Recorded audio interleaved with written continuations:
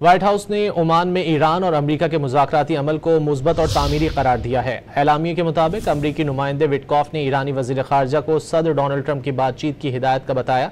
Witkoff ने बताया, सदर ट्रंप ने हिदायत दी है कि मुमकिन हो तो दोनों ममालिक के इख्तिलाफ़ात बातचीत और सिफारतकारी से हल किए जाएँ। व्हाइट हाउस एलामिया के मुताबिक विटकॉफ का बराह रास्त राब्ता बाहिमी फ़ायदे के नतीजे की तरफ एक कदम था।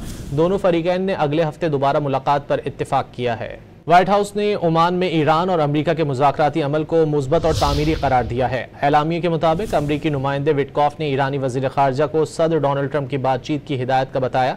विटकॉफ ने बताया, सदर ट्रंप ने हिदायत दी है कि मुमकिन हो तो दोनों ममालिक के इख्तिलाफ़ात बातचीत और सिफारतकारी से हल किए जाएँ। व्हाइट हाउस एलामिया के मुताबिक विटकॉफ का बराह रास्त राब्ता बाहिमी फ़ायदे के नतीजे की तरफ एक कदम था।